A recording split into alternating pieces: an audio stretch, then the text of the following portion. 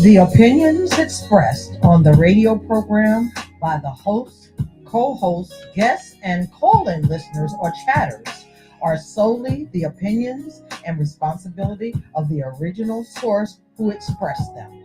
They do not necessarily represent the opinions of Genesis Radio, www.genesisradio.com, Genesis Radio's owners, management, or affiliates.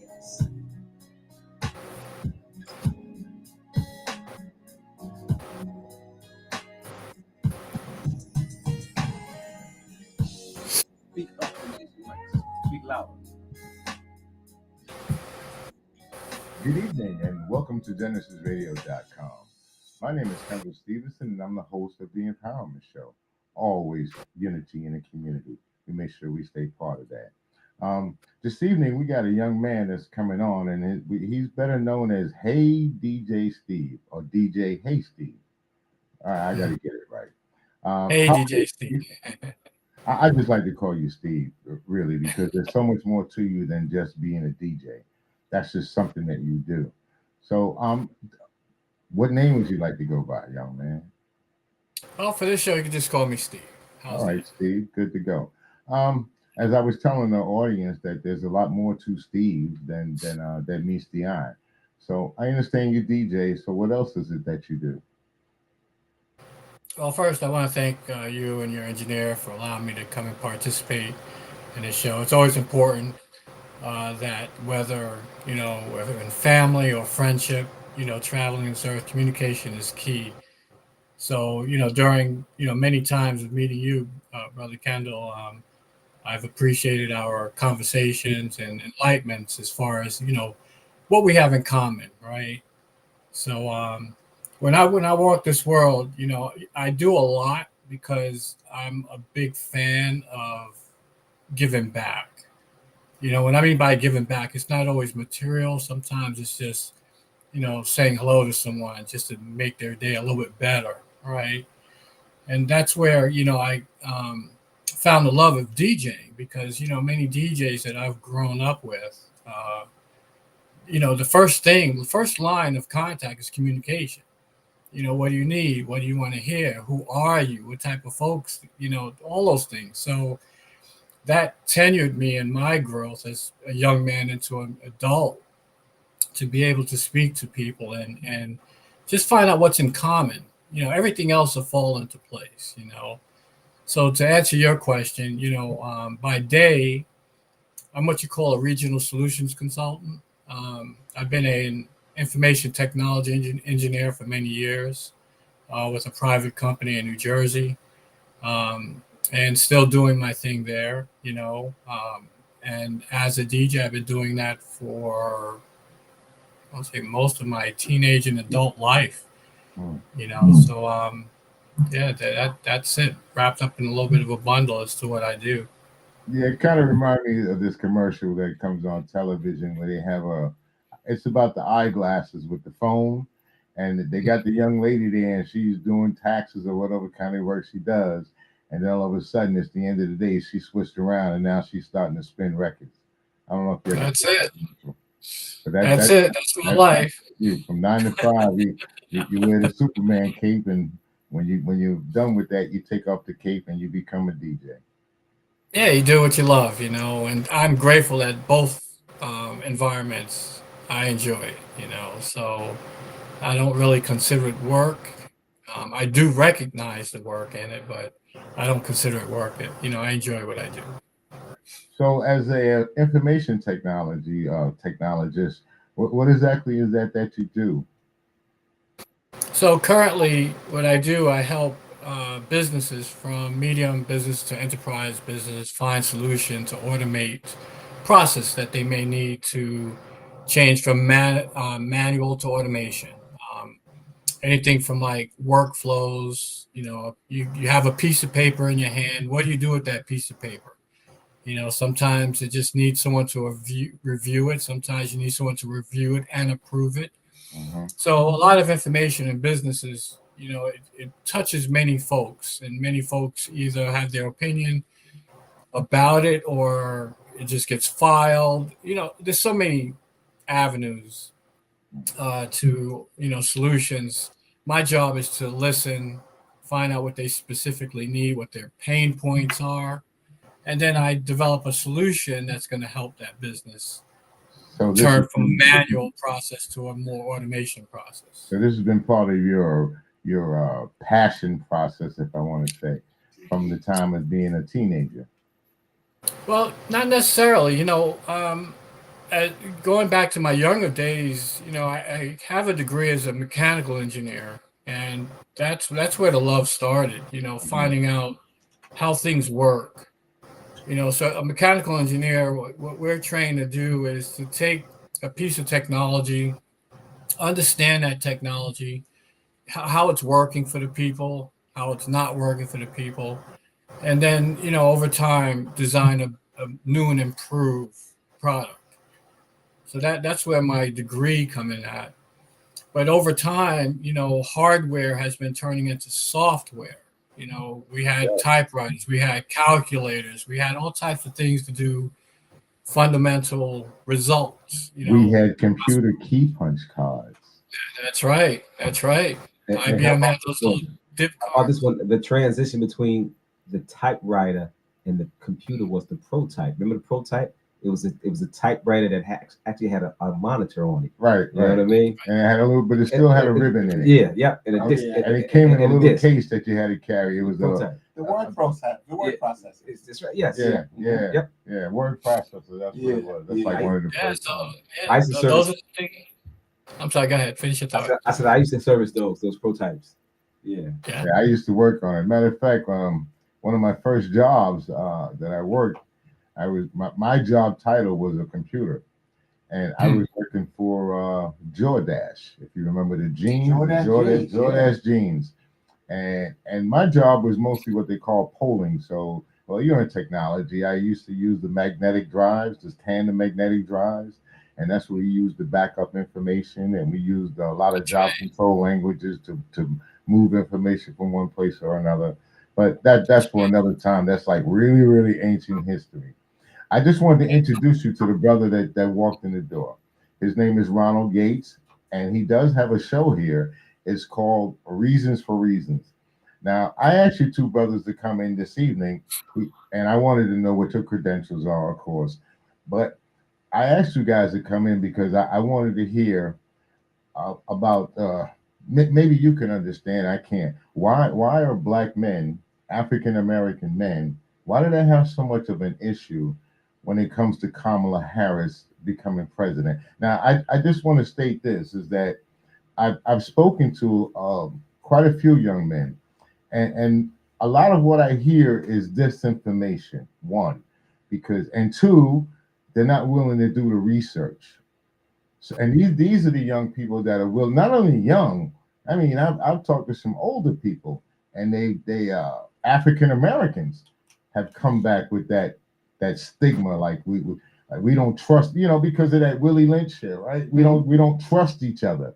So here it is now. We got a sister that's going and trying to go into one of the highest office in the land, but yet we scrutinize her more than we've done any politician. I have never seen the way our people are going after this woman with all the questioning and how does she do this and what does she do that. I've never seen them question a politician the way they're doing her.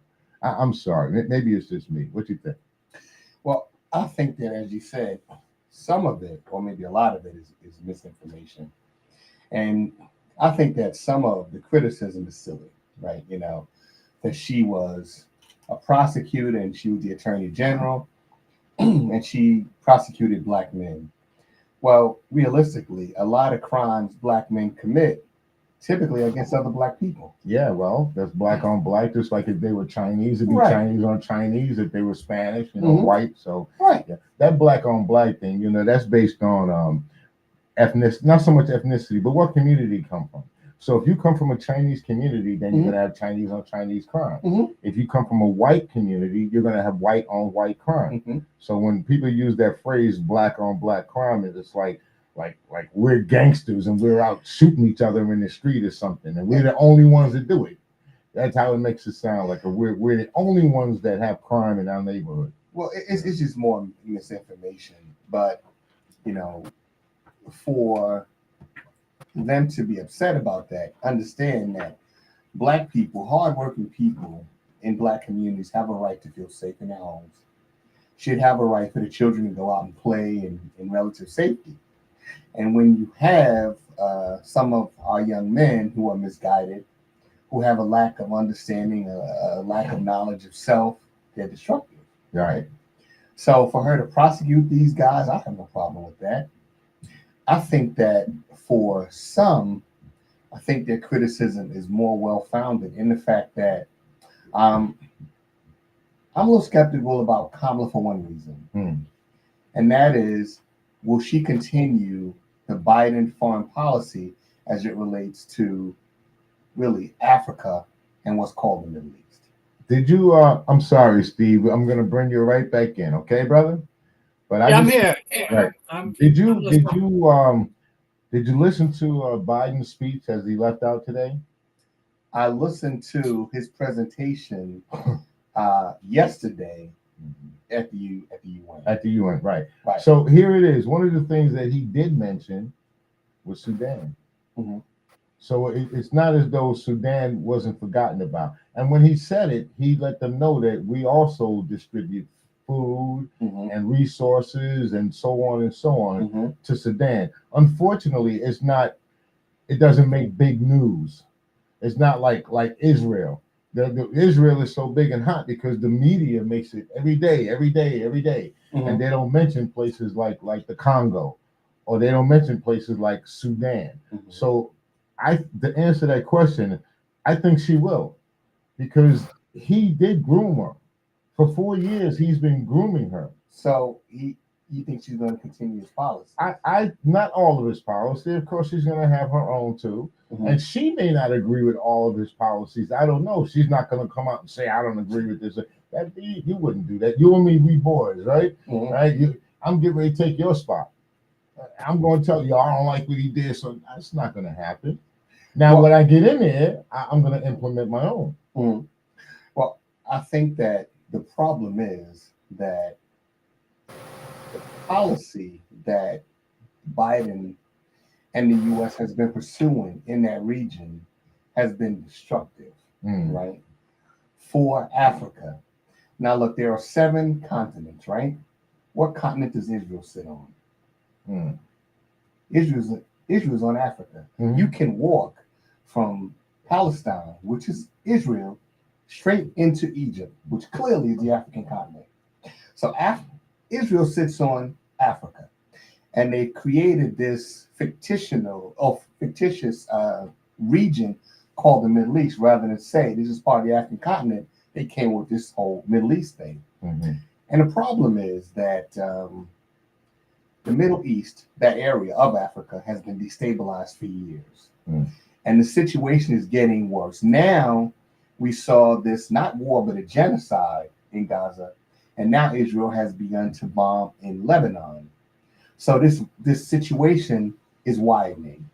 And as Biden was speaking the other day, American troops are on the move going into the region in anticipation of Iran responding to Israel's aggression. Well, they are a NATO country, so you're still gonna protect. But it wasn't just the American troops that also moved in; it was from other nations as well. Understandable, but what we're doing is we're bringing foreign troops into Africa, and Africa has been destabilized by foreign troops going back centuries, right? Centuries, we know that. So now to bring them back into Africa, what are we doing to this region, right? And for myself, I have children, right? 2 kids, both of which are fighting age or eligible to be drafted. Just not to cut you like that. Sure, I just want to add this. So you said this was an issue that maybe you have with Kamala because you didn't know left or right. My question is, are we going to throw it on the other side? So what happens if he gets into office? Okay, if he gets into office, okay, I look at it like this. The powers that be, not necessarily Kamala Harris or Joe Biden, but the powers that be Right? I'm talking about the people who spend $25,000 a plate to eat some rubber chicken, right? These are the people that heavily invest in politicians, right? And these are the people who are going to shape the agenda of the presidency and also the legislature. So what happens is these folks are making billions of dollars. Right. Just look at the record profits that ExxonMobil is posting and all of these other corporations. Why? Because they're profiting, they're war profiteers. Yeah, of course, but they've always been. Right. But what happens is you want to profit, I don't have a problem with that as long as it doesn't hurt me. But now, in order for you to continue to make profits, well, you're saying that Iran is a problem. So that means that American sons and daughters may have to go off to fight another disastrous war in this part of Africa. I mean, the way things have gone with this country and pretty much the world, we pretty much have a war every 10 years. Now, we've skipped maybe a few, maybe less, but on average, about every 10 years, this country's going to war with somebody or something. And I don't know if it's because maybe there's too many people on the planet, and this is a good way to to minimize the amount of people. I don't know, but what I do know, I would say that if Trump got into office, I think we're going to be going to war. I think if Trump gets into office, I think it is more likely to see civil war as opposed to a global conflict. You know, Trump has said, he made it perfectly clear that he said in a statement that he has every right to go after them. Right. He talked about getting revenge. So what does that look like? You know, that looks like probably people being arrested, right?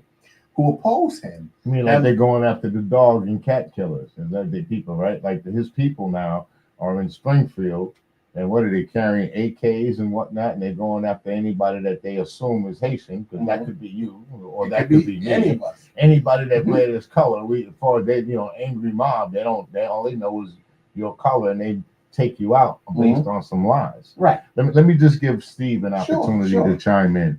Steve, so you've been listening to the conversation, right? Oh yeah. All right. So I just want you to chime in. I like to get your point of view on this situation. There were a couple of questions that were posed, and one of them was, if you break it down, why would you vote for Kamala Harris? Well, I'm going to surprise you a little bit. I voted Republican for much of my adult life up until Trump. Only because, I'm a believer in us grasping responsibility within ourselves, right? Coming together in leadership with development, media representation, unity, collaboration, promoting health and wellness. And I used to have this conversation with my dad. My dad was a Democrat, so he and I would always talk. I mean, I'm not going to label him a Democrat. He was flexible, but he voted mainly on the Democratic ticket. But we would have great conversations as to what we can do as a people. So, every day, and I don't think either one of us will solve these issues in our lifetime, but year after year, we tend to speak about how the president should run this country.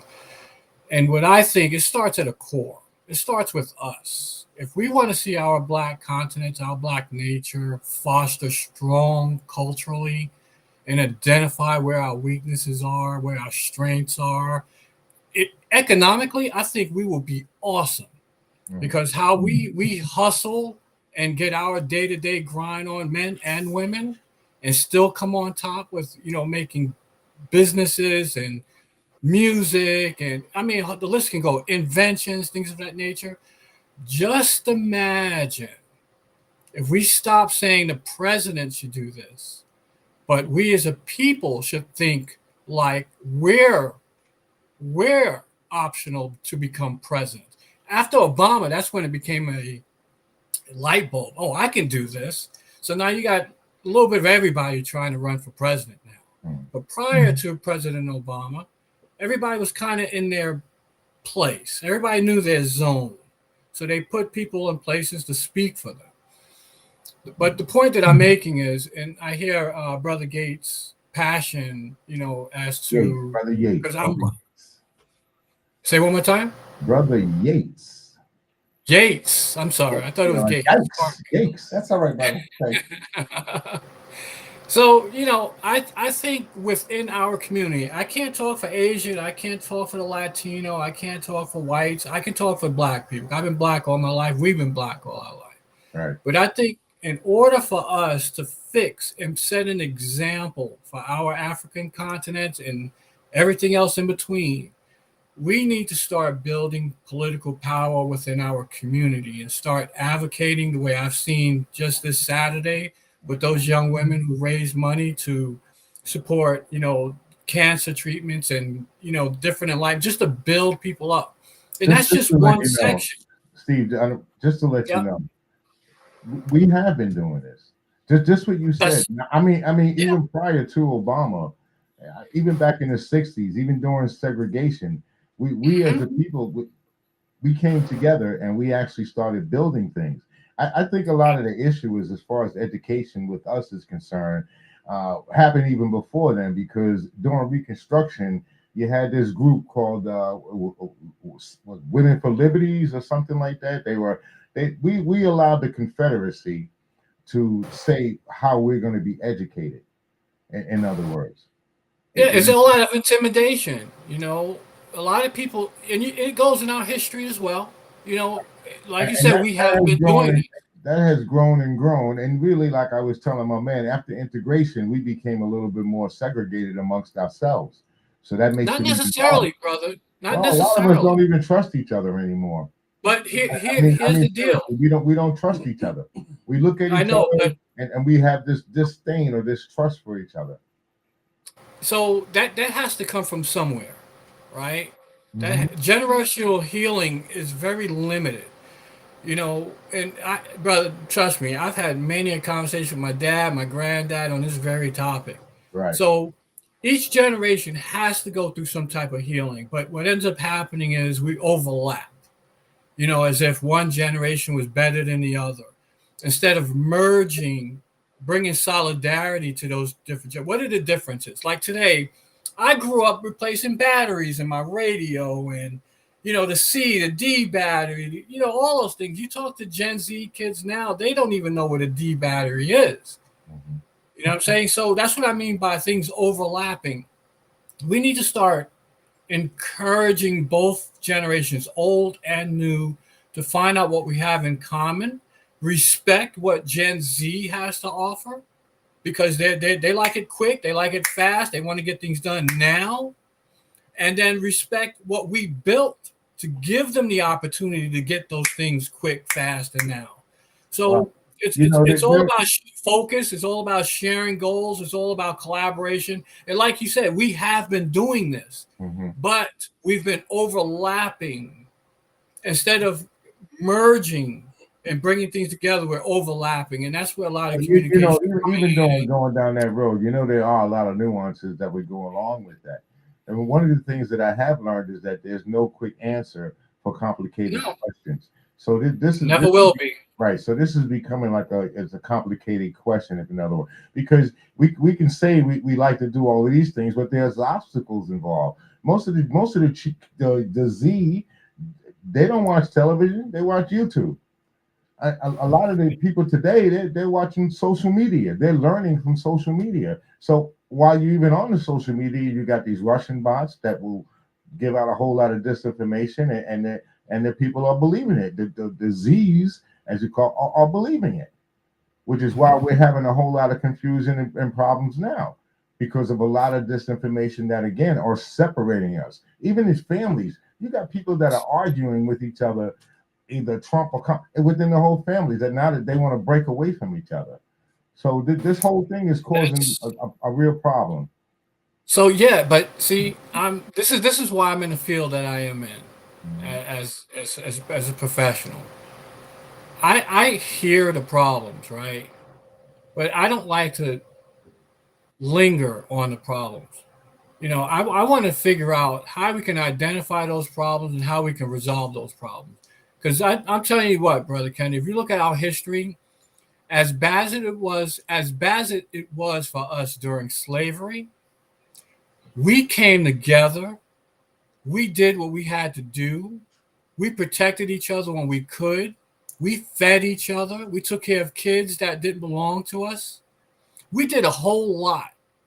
And now that we don't have that rock on our shoulders forcing us to commit to white man's whatever labor, as they may call it, So emulate. we dropped the ball in maintaining that structure. It's like now that we're free, now we get to dance and forget about what the neighbor down the street is doing or having people issues don't with. remember that freedom is not free. Freedom comes. There you go. Life. But with that being said, I I gotta do this here. Again, you tuned in to GenesisRadio.com. My name is Kendall, and this is the Empowerment Show. If you'd like to tune in and give us a call, that would be 888-304-4401. I got to give my man an opportunity to chime in. I asked him to come down, and it's because I respect what he has to say and what he has to bring to the table and offer. So I'm going to give him that opportunity. Well, thank you, Brother Kendall. And I agree with what Brother Steve just said about, I guess, us dropping the ball. If you look at America generationally, every generation did better than the generation before it. Okay. That changed probably in the 90s, 2000s, right? You saw where there was a change. Well, now you have kids graduated from colleges and universities going back home because the job market simply does not support, these students entering the job market. And one thing that was a major blow to Black people and set us back was the end of segregation. See, when we were segregated, we couldn't go to your hospital. We had our own. Right. We couldn't use your gas station. We had our own.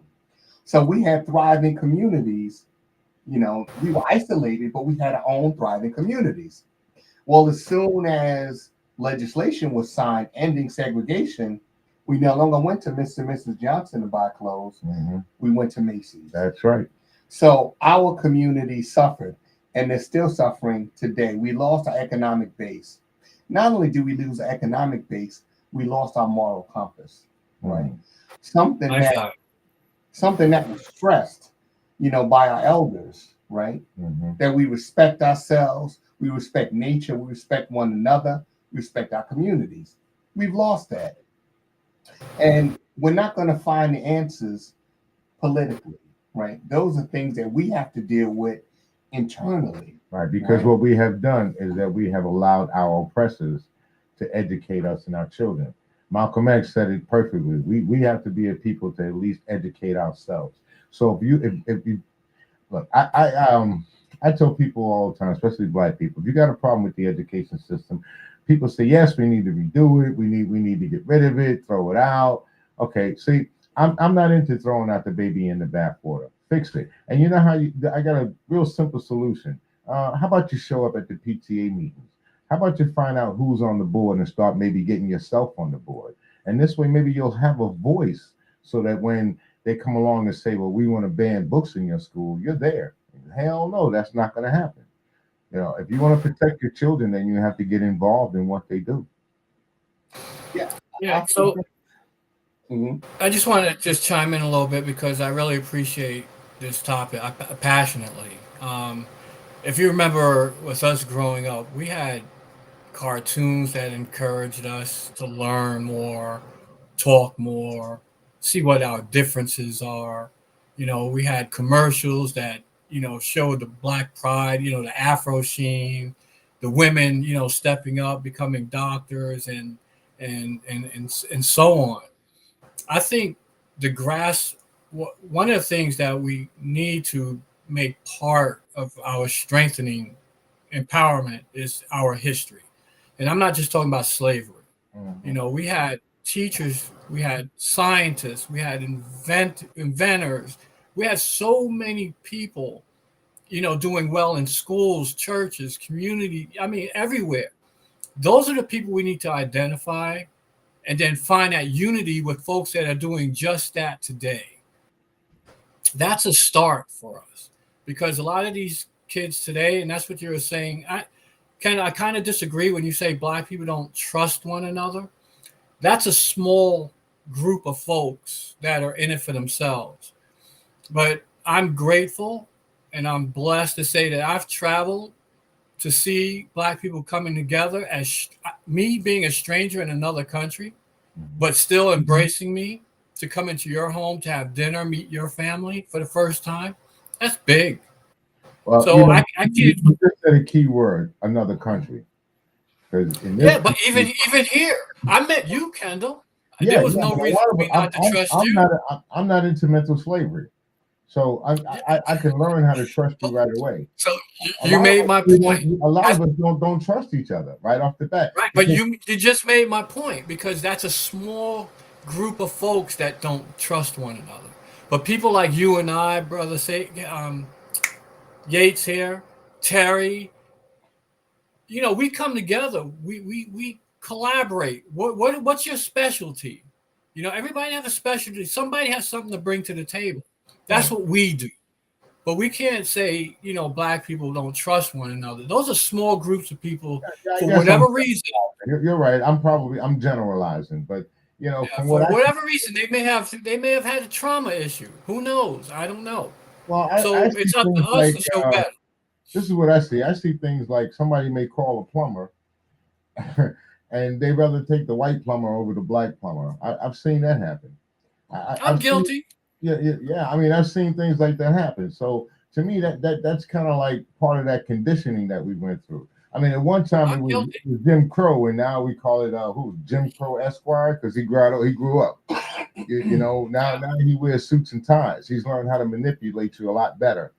With this Willie Lynch thing, I got to keep going back to it, because a lot of things that we talk about, it really comes out of that Willie Lynch paper stuff, man, where we segregate ourselves, brother from brother, sister against sister, within the family. And I was explaining to you, I agree that we have issues individually, but it's got to come to a point where we got to come together as a family.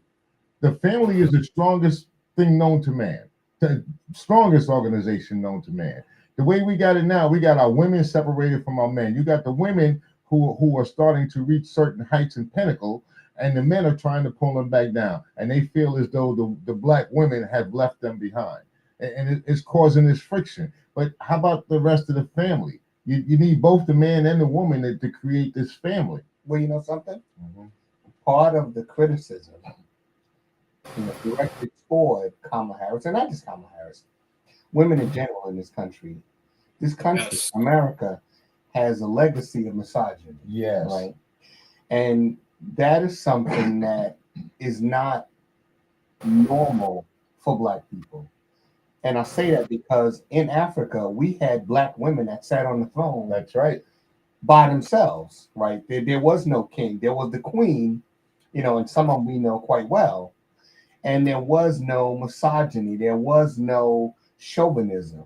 That is something we learned, throughout our sojourn. From the Europeans. Yes, on a plantation, right? So now we have developed that. So now we are holding back our women. We are distrustful of our women. We are in competition with our women. And yes, the family unit breaks down when mom and dad can't come together. Mm-hmm. The children can't come together. The community cannot unite. And just one more thing I'd like to say. We talk about political power. In this country, we've never had political power. Mm-hmm. We needed, because we had unity. So after slavery ended, we went out and we built the HBCUs. Yeah, during the Reconstruction era. Right. Right. We went out and we built the HBCUs. We went out, we built places like the Black Wall Street all across this nation.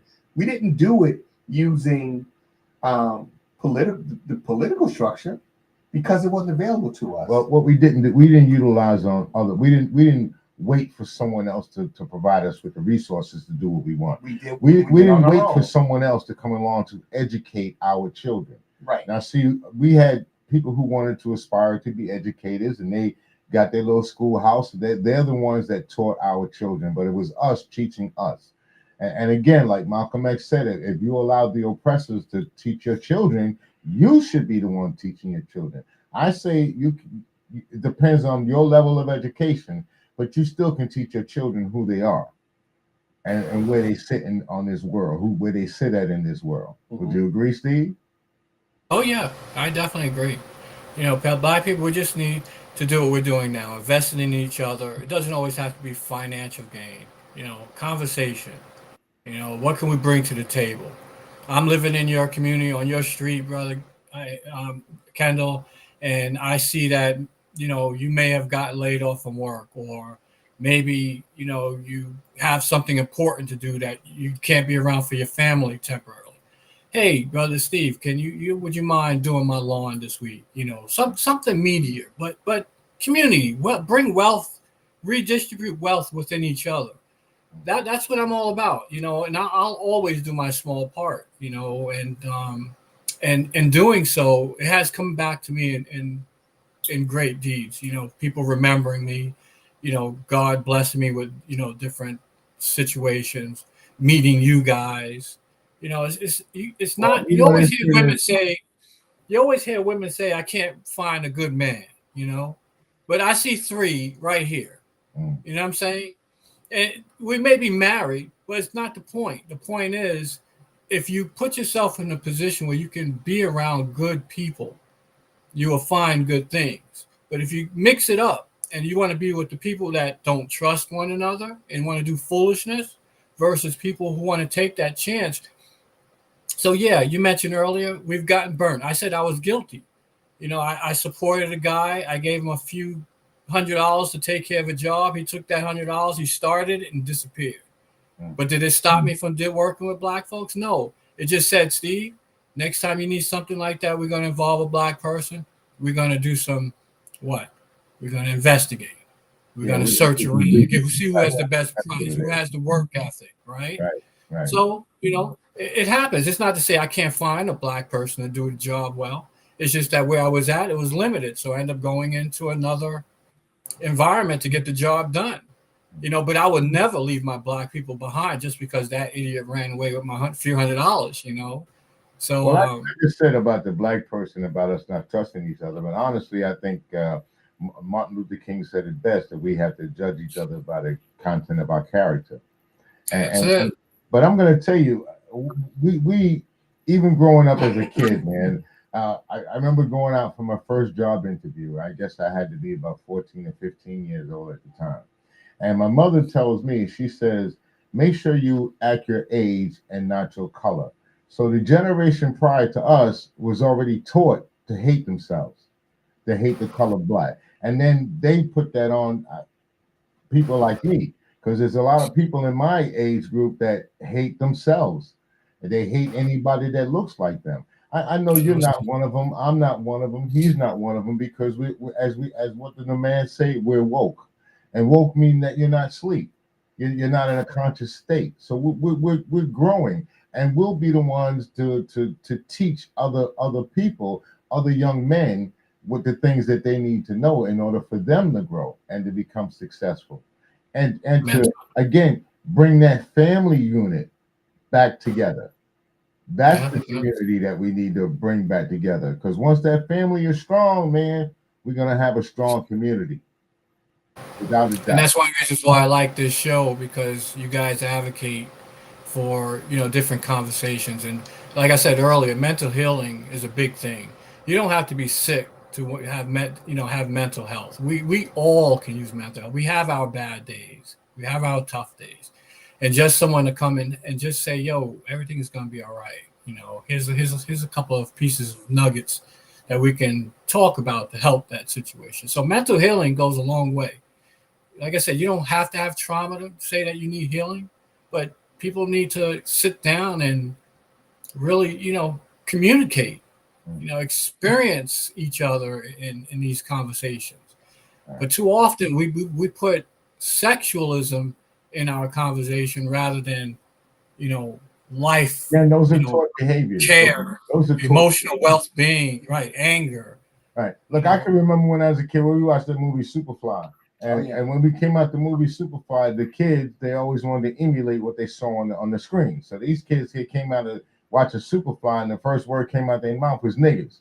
The next one they wanted to be was a pimp and hustler, because Superfly was a pimp, he was a hustler, a drug dealer, but he was the star of the movie. He in the movie were the good guys, and the bad guys were the police. So that kind of, to me, kind of got the ball rolling when we start talking about exploitation films. So I think they kind of got the ball rolling on a lot of things, because during the 70s and the 80s, people changed their mind about a lot of things. It wasn't about coming together. It started becoming more about the individual self, and that's it. Yeah. And I think those what I call black exploitation films, it kind of showed the decline of the black community, right? You know, we had Dr. King, we had Malcolm X, we had Marcus Garvey. So we had these folks in the black community, right, that wanted to elevate our thinking and make us a better people and bring us together. Well, then black exploitation films came out, and we started seeing the drug dealer, the pusher, the pimp. And rather than saying, well, I want to be like Dr. King, now I want to be like, Priest. Yeah, right? Priest. I want to be like him. I want to drive the big car. I want to wear the fancy clothes, right? So I can get attention. So that showed the decline of the black community, the start of the decline. But we've fallen so low. It's like, where is the stopping point? No, we tried to come back though. I must say, in the 70s and in the early 80s, the rappers, they came up with a lot of positive messages, man. With the brother KRS and a Tribe Called Quest and what's the other one? Terminator X. And, I mean, they tried to bring some consciousness back in, but again, the man came down with that money. Said, look here, you stop, don't do that. I want you to do this. Right. We took the money. We took the money, and we did it. It's like here's another thing. I blame them for taking the money, because they still could have made music, and the music would have been great. It would have sold. They would have made a lot of money. You don't have to bring your people down to do that, right? And I just hate that they did. I really did, because it became like this chain, like a domino effect, right? Then we talk about people like the Jewish community. Do you think that you could have gotten anyone in the Jewish community to get behind a microphone and call their women bitches and hoes and hold their hand out for a paper? And how about this? How about the record called what do they call Kikes? right? Kikes with an attitude. Just imagine that, right? That's not going to happen. It's not. Well, we did have people that held our people accountable. Dr. Martin Luther King being one of them. Marcus Garvey, Malcolm X, Dr. Reverend, what's his name? Reverend Al Sharpton. Yeah, we have held people accountable. What ends up happening, you see, each time we build ourselves up, if you look again, we go back to our history, and there's plenty of it. We build ourselves up, we shine. Nobody can touch our shit. But you know what ends up happening? Somebody comes into that mix with a bundle of cash. Come with me. I'll take care of you. You won't have to worry about anything again if you do this. And once we can stop that intrusion and focus on our unity, our solidarity, dude, nothing could stop it. We'd be one powerful people. We already got the continent of Africa. Africa is bigger than most of these countries put together, but on the map they show it as being the smallest continent in the world. No, Africa has issues too. I mean, like I said, it does. And they were colonized. They long before they got to America, long before the French and everybody else. But that was a plan. All of these that was people, always a plan. They stepped into Africa and kind of divided Africa up and made. Look, you go to Africa now, right now, today, and you go to Ghana. Do you know what the official language is in Ghana? English. In an African country, English is the official language, not an African language. So they've already been there. They colonized it. They did what they want. Look, you can go throughout Africa and you can find places like, I don't know, Victoria Falls in Africa. So they've already It's all European based. They've messed up Africa really bad. And us as African Americans, I really feel in this country, we're kind of like a lost tribe. Okay, because a lot of a lot of Africans do not claim us as being part of what they are. And then you come to America and they don't want you to be American. So we're kind of like in that middle there. Yeah, a lot of us are mixed. You know, we got the European blood, we got the Indian blood. The whole world is mixed up. But I'm saying us as African Americans, we're definitely mixed. That slave master, he made sure he mixed us up. He started integration long time ago. But you know something? Mm-hmm. You just made a very valid point. Mm. You said Africa is messed up. Mm-hmm. And that's my problem with our government and our foreign policy, right? Because even when Obama was president, one of the things he did in Africa, he expanded AFRICOM, putting more troops, more bases into Africa, right? That is not helping Africa. Nope. What Africa needs is to be left alone and access to its own resources, right? Once that happens, then you're not talking about poverty in Africa. You're not talking about people living where there's no clean water, where there's no health care. Africa, potentially trillions of dollars in just resources alone, right? Cell phone technology coming from Africa, diamonds, gold, and the list goes on and on and on. But who controls it? And the problem is our government is basically, it's a colonial government, right? America was part of the colonial powers, right? They say, they're not going to come out and say that, because they'll say, well, it was the English, the French. But yeah, we colonized places as well, right? And what we're doing is we're preventing our country, Africa, from moving forward. We're holding it back. And I have a problem voting for someone, a Black person, who is going to do just as much damage to Africa as a continent than the other man. Well, like I said before, I'm going to vote for Kamala Harris because I think we need to protect our sisters. Now, politicians, what I've learned from hanging around politicians, you got to make them do stuff. You got to show up. You got to show up at the town hall meetings. You got to show up at the fundraisers. You got to show up when they're having any type of events, because they don't know you. They don't know what your problem is because they don't hear from you. The only time a lot of Black people get hurt is because they complain to each other and not actually get involved. I had a brother that was complaining to me constantly about he didn't like the way the politics was run. So you know what I tell him? Why don't you run for office? He don't want to do that. So if we're not going to get involved in stuff, my mother used to say, excuse my French, shit or get off the pot. You know, that works on a local level, right? But on a larger level, I think it's all about economics, right? And we need to come together and collectivize, right? We need money.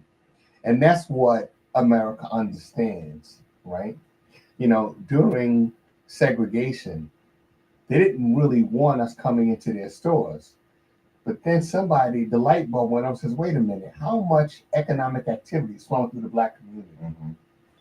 And when they realized that, oh, wait a minute, we got to get those pennies. You ever see that movie, American Hoodlum?